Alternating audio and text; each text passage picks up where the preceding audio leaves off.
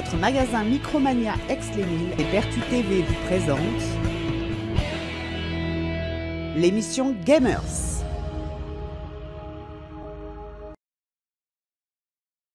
Salut à tous et bienvenue à Gamer, votre émission de jeux vidéo sur Pertu TV.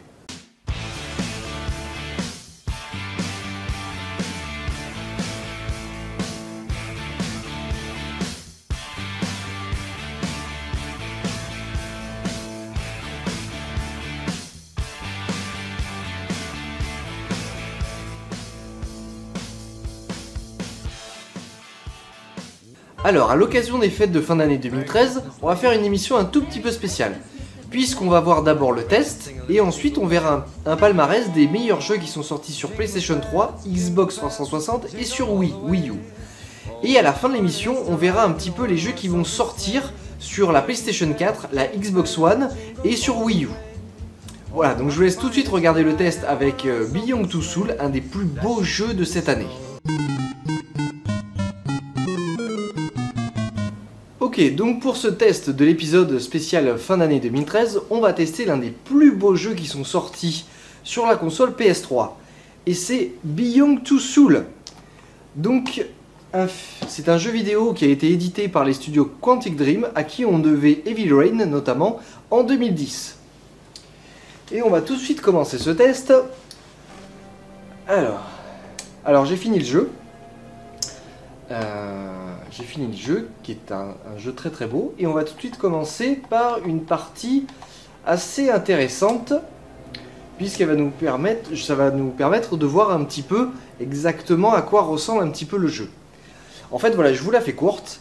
Vous incarnez en fait une jeune fille qui s'appelle Jodie. Vous allez voir un petit peu sur toute sa vie pendant 15 ans, Vous allez faire des allers et des retours dans sa ligne de temps en fait. Voir un petit peu quand elle était petite fille, ado, puis adulte, etc. Donc Jodie, en fait, c'est une fille qui est un petit peu particulière puisqu'elle a un don. Elle est reliée à une entité que vous allez voir qui s'appelle Aiden. Vous pouvez également contrôler cette entité. Et ben, des fois, c'est très bénéfique pour elle. Ensuite, ça peut être une malédiction. En fait, elle passe un petit peu par tous les moments. Allez, on va commencer.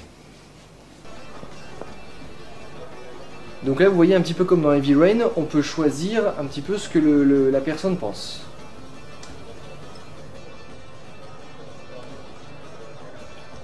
J'aime pas cette robe. Je savais que j'aurais dû mettre autre chose. Non, cette robe est parfaite. Et t'es superbe.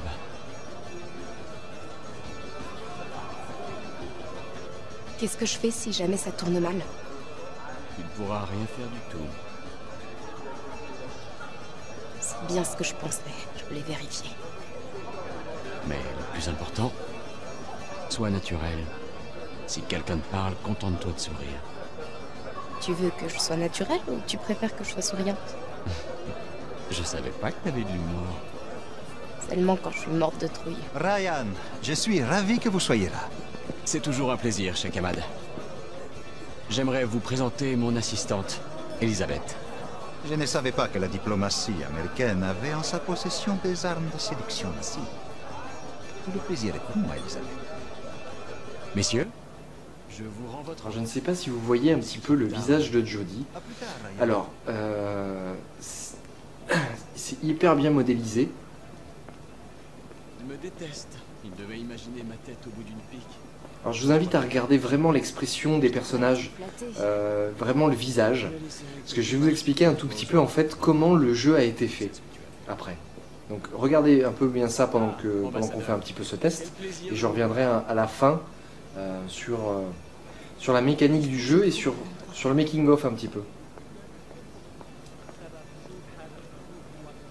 Donc là le but de la mission est de récupérer des documents dans une pièce qui est à l'étage, sans monter à l'étage.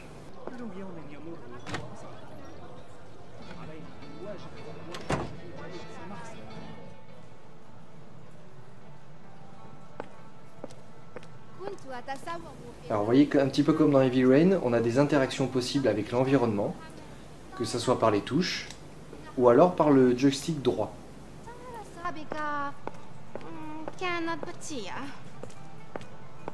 Vous voyez ce point blanc? Eh bien, ça indique qu'il faut bouger le joystick droit vers la direction du point blanc, en fait.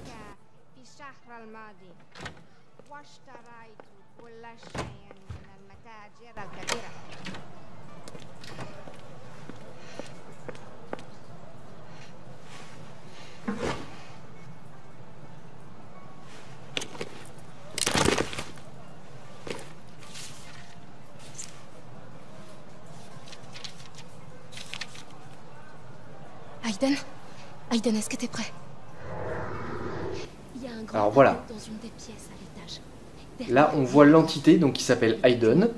Vous pouvez contrôler. Et si vous jouez à deux, donc il y a une personne qui contrôle Jodie et une personne qui contrôle Aiden. Donc c'est plutôt sympa de jouer à deux en fait. Voilà. Donc là, hop, on va sortir du corps. Et vous voyez donc que Aiden, l'entité, est reliée à Jodie via une espèce de chaîne, de corde. Et hop, voilà, je peux passer à travers les murs.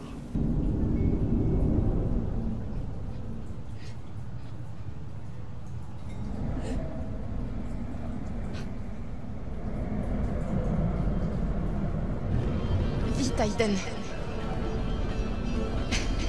Ça fait un mal de chien quand tu vas trop loin.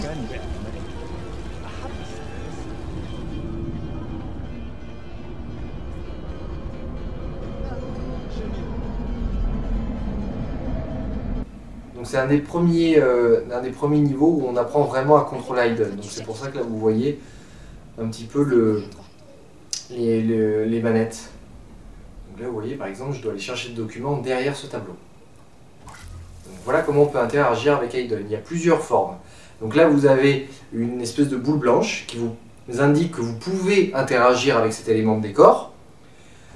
Il faut vous appuyer sur la manette et ensuite grâce aux petites boules violettes qui apparaissent, vous pouvez interagir, donc soit en les approchant, soit en les écartant, soit en tirant ces petites lumières, pour pouvoir en fait vraiment interagir avec les éléments du décor. Alors là je dois trouver un interrupteur, et vous allez voir, l'interrupteur se trouve là. Donc là, tac. Un petit peu comme un espèce de poltergeist en fait, un fantôme qui pourra interagir que sur certains éléments et que quand il est vraiment concentré.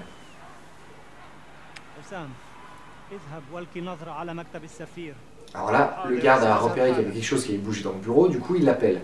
Il appelle un garde. La caméra fonctionnait. Le garde arrive, touche à rien ou il va donner l'alerte.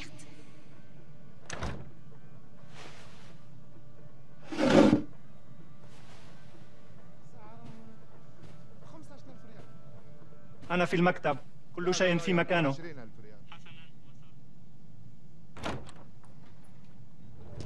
Réfléchis.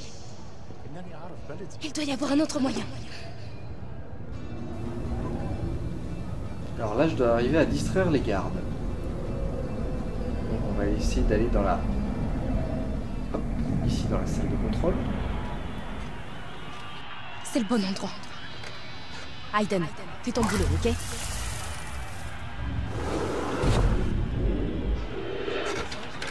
Ah merde! Il faut distraire le garde d'abord. Donc voilà, même si on est invisible, il faut quand même arriver à interagir vraiment avec les objets. Alors, hop, tac. Voilà.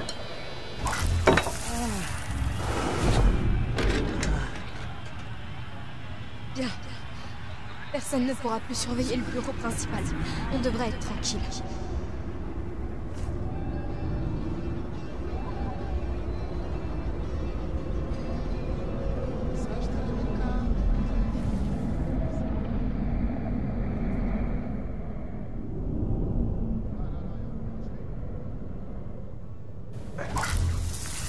Donc là, vous voyez, on contrôle quand même, on contrôle vraiment Aiden, cette espèce d'entité en fait qui interagit avec les éléments comme un fantôme. Mais vous allez voir qu'ensuite on peut contrôler Jodie, qui a quand même pas mal de ressources. Bien joué. Maintenant, faut qu'on lise ces documents. Dépêche-toi. Je tiendrai plus très longtemps. Ok. Bon, bouge plus.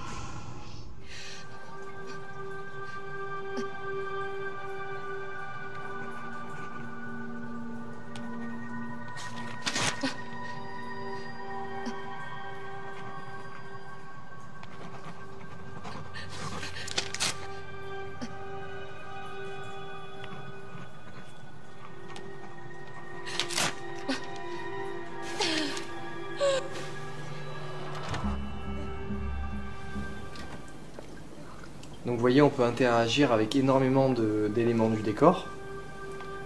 Et surtout, le personnage réagit vachement bien. Il y a énormément d'expressions au niveau du faciès qui ont été réalisées. Et franchement, on tient vraiment à on tient vraiment à Jodie en fait. Quand elle est mal, elle est pas bien, etc., on a vraiment envie d'essayer de la sortir un petit peu du pétrin où elle s'est mise ou alors où on l'a mis. Et franchement, on s'attache vraiment au personnage, surtout grâce à ça, grâce à cette super modélisation.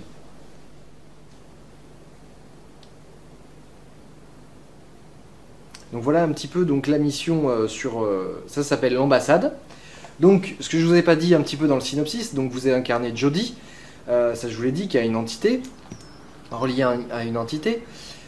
Et en fait, au départ, vous êtes dans un espèce de centre de recherche, et ensuite vous êtes embauché par la CIA. Voilà. Auquel vous allez un petit peu leur fausser compagnie après une mission, mais je vous en dirai pas plus, puisque franchement, je vous garantis, il faut vraiment y jouer. Il est très très beau, il est magnifique, le scénario est superbe. Donc, mais on reviendra à ça à la fin du test, avec les plus et les moins du jeu. Alors là, on va passer donc à la mission qui est juste après celle-là, et qui va vous faire un petit peu rappeler le film Carrie, qui d'ailleurs est sorti il n'y a pas très longtemps au cinéma. C'était un remake d'ailleurs. Et voilà, et moi je jouais cette petite mission là, ça m'a bien rappelé ce film, et j'ai trouvé ça vachement sympa. Tout va bien se passer. Je viens te chercher à 5 heures. Amuse-toi bien.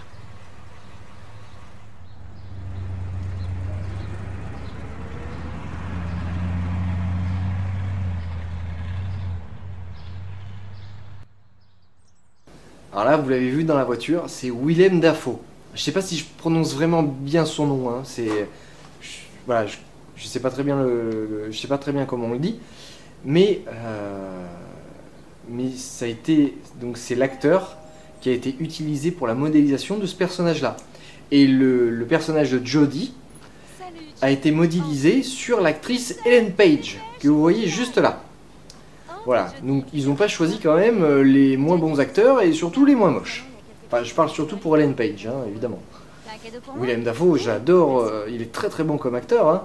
Après, bon, c'est pas forcément bon. Ouais, maman, comme tu veux. Oh, ça y est, elle s'est enfin tirée. Donc là, je vous la fais courte. On est invité à l'anniversaire d'une fille qui habite sur on va dire, la base militaire où Jodie est élevée. Qu'est-ce que tu fais là-bas? Tu plies des cuillères? Et évidemment, comme c'est des ados et que c'est des ados américains de surcroît, ils sont un peu stupides et ils vont être un petit peu méchants avec Jodie. On va trop s'éclater. Ouais. Donc vous allez voir. Donc voilà, en fait c'est un jeu à choix multiples, on va dire. Vous pouvez décider de faire certaines choses ou non, sauver des gens ou non. Et en fait ces choix influenceront sur la fin du jeu, puisqu'il y a 8 fins différentes. Donc c'est plutôt sympa.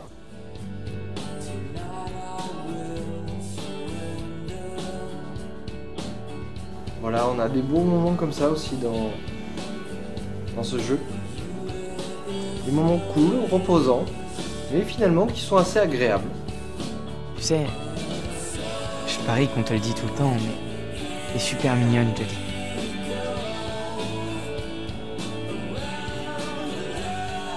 Merci. T'es pas comme les autres filles que je connais. Quelque chose de spécial chez toi. Tu peux pas savoir à quel point.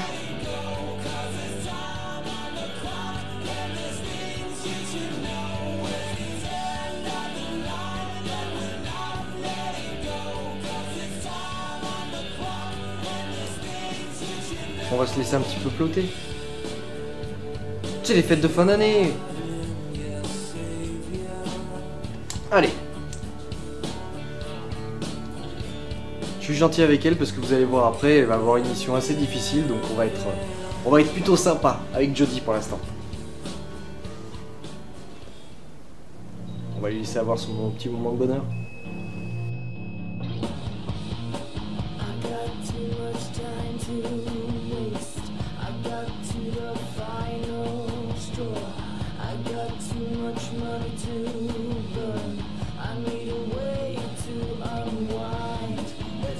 J'arrive pas à croire que tu sois venu à mon anniversaire pour me donner cette vieille merde. Elle se croit trop intelligente.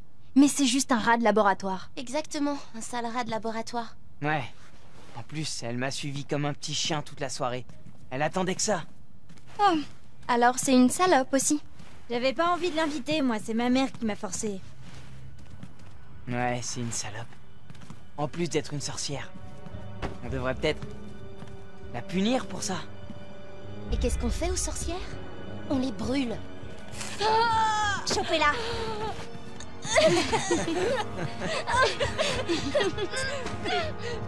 S'il vous plaît, arrêtez.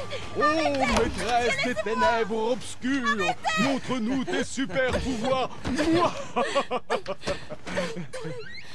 Pitié, sortez-moi de là. Ça depuis le début de la soirée. Je vous en supplie. Allez, voilà, j'ai libéré. Et maintenant, ça va être le temps de la vengeance. Vas-y. Ils vont payer pour ce qu'ils ont fait.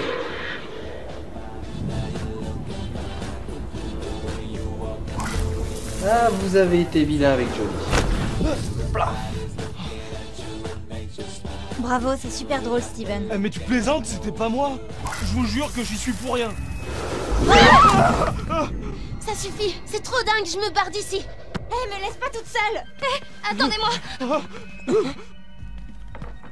Merde, j'arrive pas à ouvrir la porte. C'est impossible, laissez encore. Je te dis qu'elle est fermée à clé.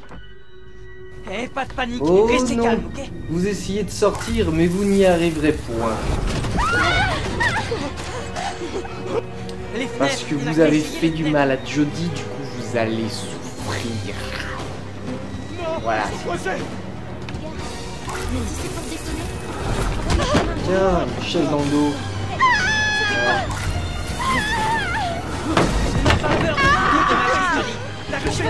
Sors d'ici. À l'aide. À l'aide.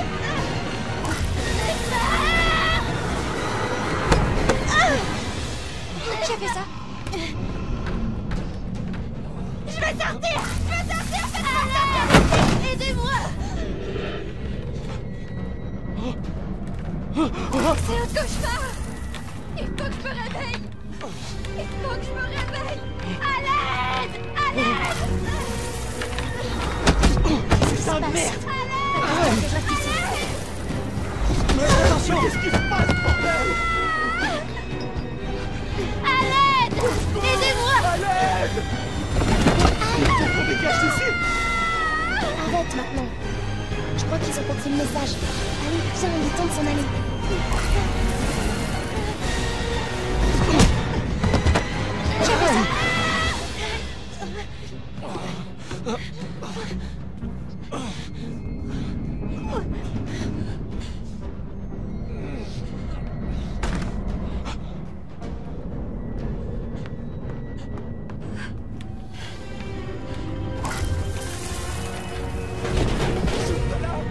Putain de merde!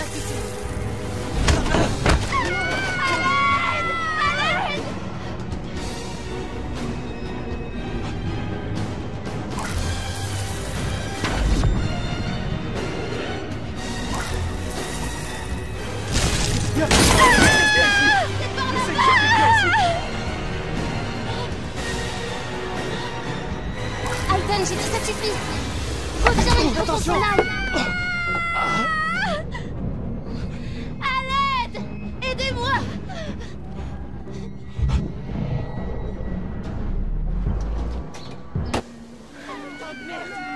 Bon, j'ai eu quand même ma petite vengeance, mais bon, il l'avait mérité aussi. Mince. Donc voilà, ça rappelle vachement le film Carré, ce que je vous disais. Une petite vengeance un peu sympa. Bon, c'est vrai, beaucoup moins sanglante quand même, hein, faut avouer ce qui est. Mais quand même assez jouissif. Allez, on va passer à une autre partie du jeu, là un petit peu plus musclé. Et du coup, vous allez voir un petit peu le gameplay, vraiment avec Jodie. Bonsoir. Madame, retournez à votre place, s'il vous plaît. Merde, c'est elle! C'est elle! Ah, et donc on commence cette partie avec un moment qui se passe après l'entraînement à la CIA. Et on va devoir échapper à la police puisqu'on est devenu un fugitif. Enfin, une fugitive plutôt. Alors je sais pas si vous avez vu un petit peu les petites actions au ralenti. Hop, et voilà. Normalement dans ces moments-là, on doit interagir très rapidement. Voilà, pour pouvoir avancer. Voilà. Alors vous voyez ces actions un petit peu ralenties. Normalement il faut suivre le mouvement du personnage. Mais des fois, c'est pas franchement clair où elle va taper, où il faut esquiver, etc. Donc c'est vrai que c'est un petit peu difficile à mettre en application. Puis c'est souvent des fois un peu trop rapide.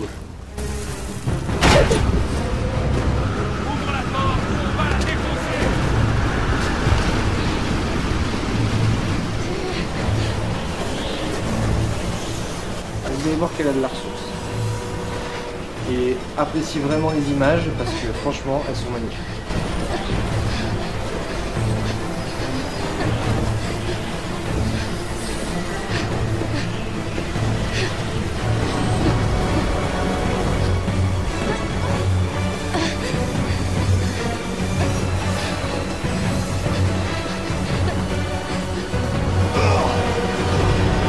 Aïe. Ouais, là je savais pas s'il fallait sauter ou s'il fallait aller en avant. C'est pas franchement explicite. Contrairement à Heavy Rain où quand même on avait la marque exactement des mouvements qu'il fallait faire. Là c'est juste suggéré, ce qui est vachement bien pour l'immersion en fait, mais ce qui est quand même assez difficile à réaliser.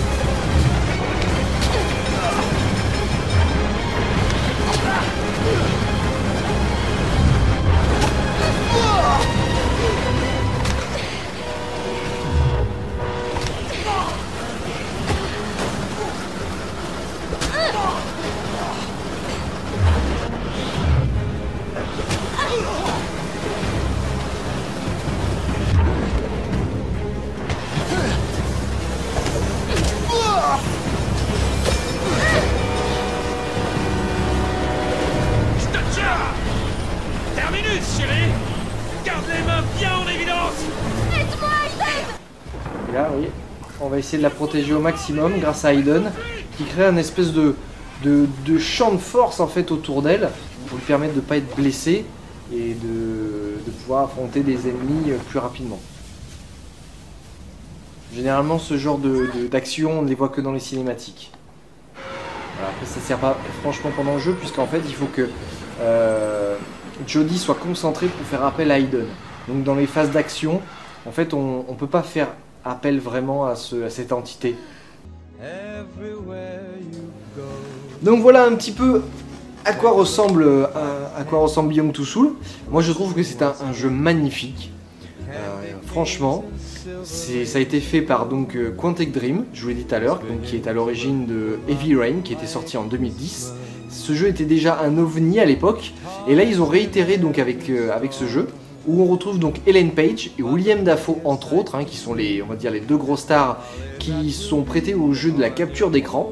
Pas de la capture d'écran, de la capture de mouvement. Vous voyez d'ailleurs les images ici avec, ils ont des petits points un petit peu partout sur le corps, des petites boules qui permettent vraiment de capter en fait tout leur mouvement. Et en fait tout ce que vous jouez dans le jeu, eh bien c'est des mouvements qui sont prédéfinis. Et finalement on joue à un vrai film interactif. C'est plus limite du film interactif qu'un vrai gros jeu vidéo. Mais du coup ça donne une sensation, une expérience de jeu qui est totalement différente, un petit peu comme dans Heavy Rain, mais ça change un tout petit peu avec cet opus là.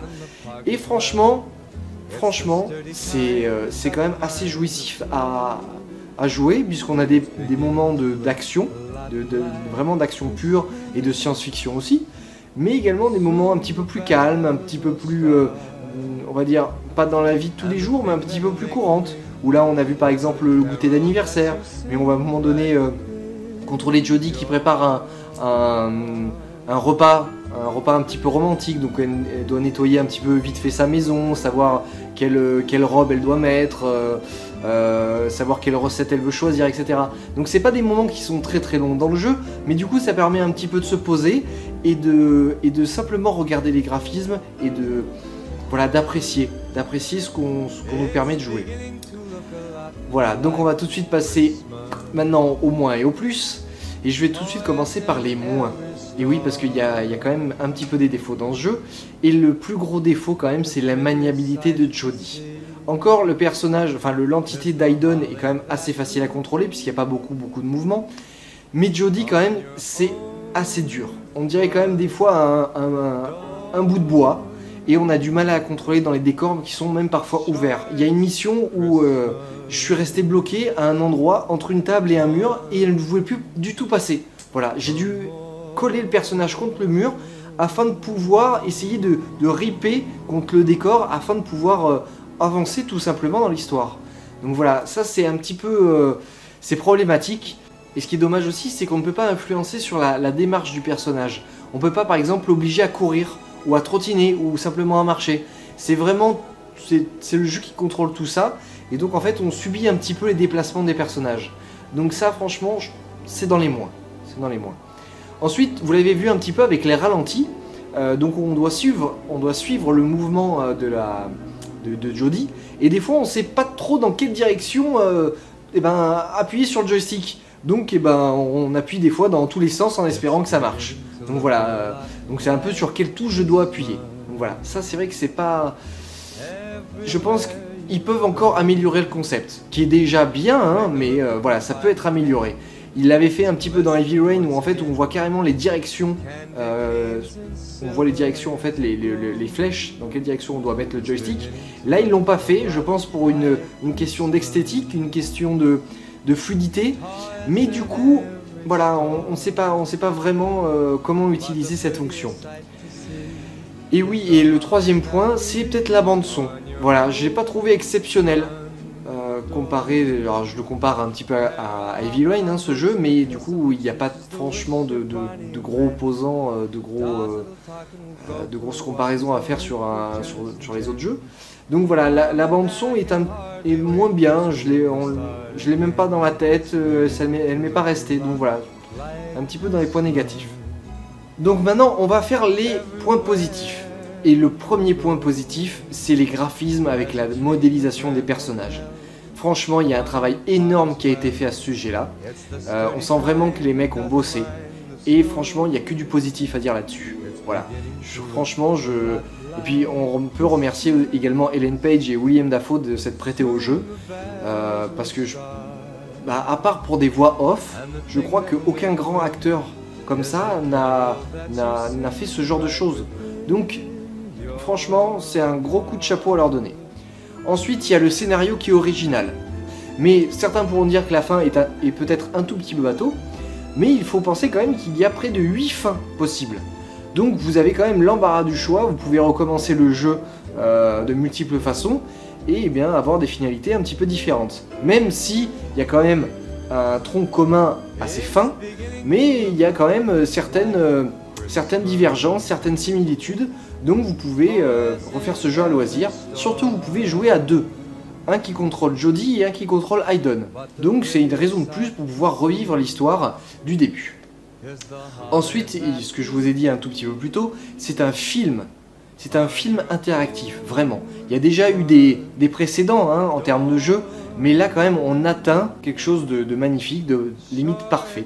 Donc si je n'ai qu'un conseil à vous dire, achetez-le, jouez-y, et rejouez-y. Voilà. Allez, on va passer tout de suite au focus avec les sorties de 2013 et de 2014.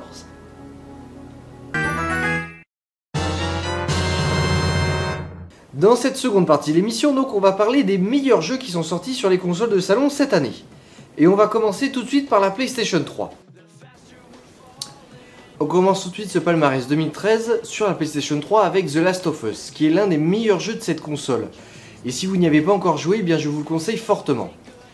GTA V qui allie scénario, graphisme, jouabilité, exploration, enfin bref, qui est l'un des meilleurs jeux de cette fin d'année. Assassin's Creed 4, Black Flag. Eh bien je pense que vous connaissez tous mon avis, puisque vous avez sûrement dû voir la critique qui a été faite il y a un mois. On enchaîne avec Tomb Raider, qui ressuscite enfin la licence de Lara Croft, qui s'est perdue dans des jeux quand même assez médiocres de ces dernières années. Enfin bref, je dis un grand merci aux développeurs de ce jeu. Et on finit par BioShock Infinite. Malgré une ambiance moins pesante par rapport aux deux autres volets précédents, on retrouve quand même un jeu magnifique dans les nuages, avec un FPS énergique, rythmé, et une histoire plutôt bien ficelée. On continue ce palmarès avec les jeux sortis cette année sur 360. Et on va commencer avec Gears of War, qui est pour moi l'un des jeux de planquer par excellence. On ne fait que se cacher, tirer, se cacher, tirer, se cacher, tirer, se cacher, tirer. Ouais, ça peut paraître un peu saoulant, mais en fait j'ai vachement kiffé ce jeu, j'adore. Je continue avec Metro Last Light, qui a été pour moi l'un des meilleurs FPS de cette année, avec une ambiance bien oppressante, un petit peu à la Half-Life 2, et surtout un des scénarios original qui est tiré d'un roman de science-fiction. Crysis 3, qui malgré des graphismes pas au top, j'ai trouvé, un scénario écrit sur un timbre-poste, et d'une facilité quand même assez déconcertante, bah je me suis pris au jeu et j'ai quand même platiné, je l'ai quand même bien poncé.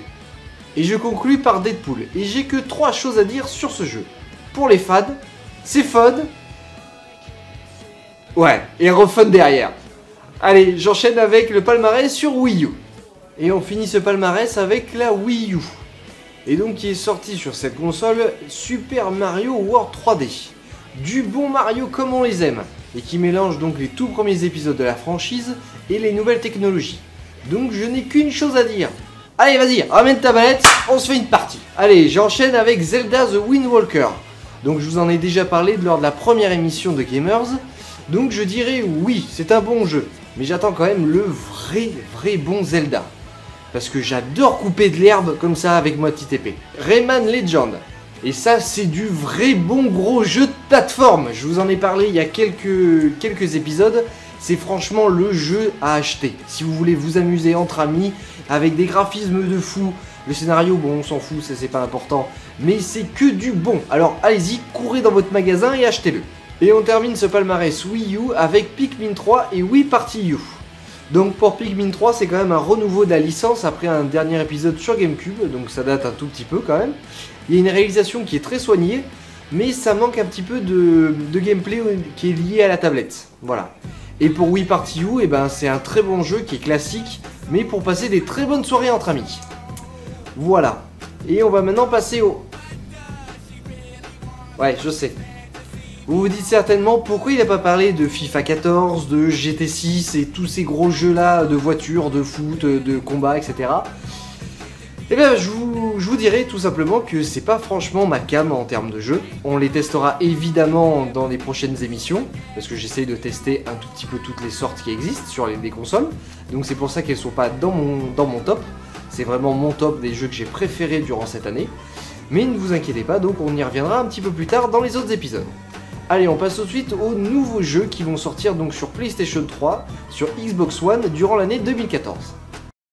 Alors, en nouveauté pour la PS4 en 2014, on aura le droit à Watch Dogs, qui était prévu initialement en décembre 2013, mais qui a été reporté. Donc c'est un jeu du studio Ubisoft, à qui on doit tous les Assassin's Creed, les Prince of Persia, entre autres. Et franchement, j'ai hâte de jouer à ce thriller un petit peu technologique. Alors, Dying Light. Je pense que tout le monde connaît Dead Rising ainsi que Dead Island. Et ben vous faites un mélange de ces deux-là et vous le remélangez à Mirror Age. Et vous obtenez un Survival Horror où il faut faire gaffe la nuit puisque les zombies sont beaucoup plus méchants la nuit que le jour. Un jeu horrifique avec pas mal de suspects. DC Universe. Alors c'est un jeu auquel on peut déjà jouer sur PC. Puisque c'est un MMORPG et c'est un free-to-play. Donc vous pouvez créer et incarner votre héros personnalisé en aidant les gros héros principaux de l'univers DC comme Superman, Batman, Wonder Woman et j'en passe, afin d'affronter Lex Luthor et tous les gros méchants de cet univers-là. Thief, qui signifie voleur en anglais. Le jeu fait penser entre un mélange entre Prince of Persia et Dishonored. Donc on attend de voir, mais ça a l'air plutôt sympa. Alors, Contra, c'est un jeu que vous trouverez en ligne uniquement. Il est déjà sorti sur PS3, mais il était adapté sur PS4. Donc vous incarnez Dawn, l'ami imaginaire de la petite Didi qui a le pouvoir d'évoluer dans le monde des ombres. Donc ça ressemble au BioShock, mais ça se passe à Paris. Et franchement, je trouve ça joli, et c'est un jeu donc de plateforme énigme. Et pour ma part, le jeu le plus attendu sur PlayStation 4, c'est Infamous Second Son. Je l'attends tellement, pour vous dire, que j'avais acheté la PlayStation 3 spécialement pour les 2 premiers opus. Donc celui-là, vu les images, franchement, je pense que lorsqu'il sortira, la PS4 sera entre mes mains. Alors, Titanfall, sur Xbox One. On dirait un mix entre Mirror Age et Pacific Rim, de Guillermo del Toro. Donc, n'étant pas fan de jeux de mecha, on testera peut-être ça dans un prochain test et on verra bien. Halo 5, qui est une grosse attente pour les fans. Personnellement, je n'ai jamais encore fini le 4.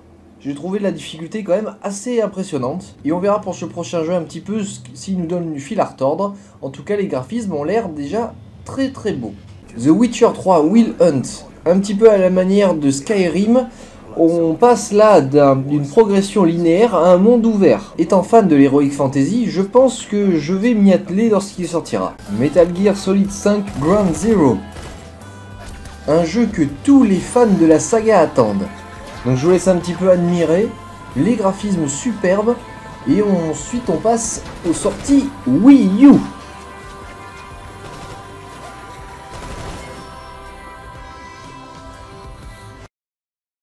Mario Kart 8 sur Nintendo Wii U. Donc il est attendu pour le 2e trimestre 2014. Et comme à chaque console de Nintendo on a droit à toute la licence Mario, et bien on échappe à la règle donc avec ce 8e épisode de jeu de course avec le cher plombier. Alors là pour les nostalgiques on retrouve Oddworld New Tasty. Donc c'est un remake du premier opus qui était sorti sur PlayStation 1 si mes souvenirs sont bons. Un jeu bien fun quand même, à retrouver et à partager entre amis. Et on termine ces actus avec Super Smash Bros pour Wii U, où on pourra faire combattre Pikachu, Link, Mario, Samus, Donkey Kong, enfin tous les gros personnages de licence Nintendo. Et de temps en temps, entre amis, c'est plutôt fun.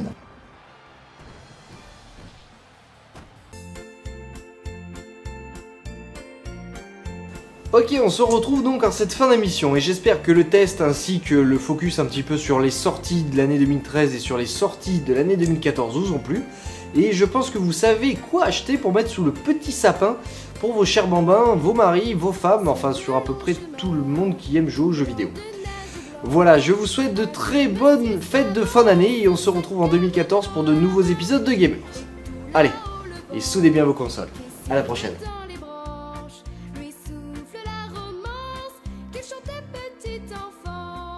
Cette émission vous a été présentée par votre magasin Micromania Aix-les-Milles et Pertu TV.